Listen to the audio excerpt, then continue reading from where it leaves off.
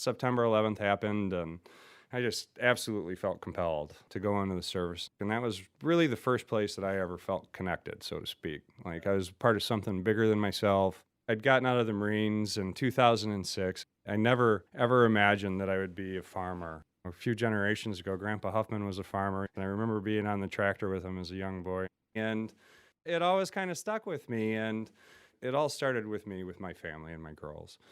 Not only were we trying to bring the healthiest foods to our family and my daughters, we've really started to work to be able to feed our local community. And part of the evolution that happened was because of you. I remember that first time that we met, you had such a passion, not just about your service as a Marine, but a larger service to your family and also the larger community that you wanted to feed as well as a beginning farmer. Yeah. I joined after 9/11. It was something I'd planned on doing as a career in the military. And unfortunately, my stint in the military got cut short because of an injury that happened during training. And for me, when I came home, my biggest struggle was finding purpose. I was home, 25 years old, a disabled vet, trying to find that next mission. And a lot like you, that mission was feeding my communities through agriculture. I grew up in a conservative Christian family.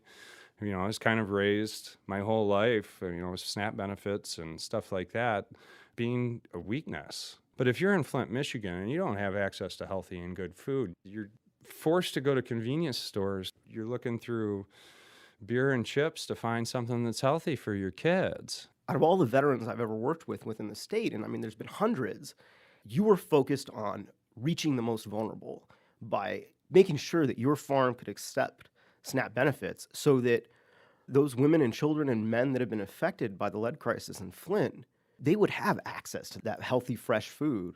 I actually was able to take our hand-grown organic produce and sell to the mothers in Flint, Michigan, the ones who were using their SNAP benefits to do the major bulk of their purchases, and then the Double Up food program. I have this one single mother that showed up like a lot. We talked about the healthy greens, and the exercise being coupled together is one of the only things that parents can do to mitigate lead being in the bones of your child because you've been poisoned by the water. And she's like, oh my gosh, this is exactly what I needed to see. I don't want any sprays going on in this. How many chemicals I've already had go on to my son? She goes, I want it to be as pure as it can be. And she's like, I can't afford this without the Double Up Bucks program. There's no way. Yeah. That story, that woman, that mother, and that one child, that's enough for all of the effort for me. I grew up in a pretty conservative household as well, where food stamps, and I mean, that's what SNAP is food stamps. People abuse the system to get free food. Maybe I thought about it as a handout. And when I think about people that I've met in Flint, the people I've worked with in Flint, these are hardworking people. These are people that want to have a chance to be able to live a life that's not plate to plate. Where am I going to get that next meal? And when I think about SNAP, now the way I look at it is it's a hand up, because without having access to food, how can you accomplish anything else? It is the fundamental spot where we start. It's not just about access to food. It's about access to hope. Yeah.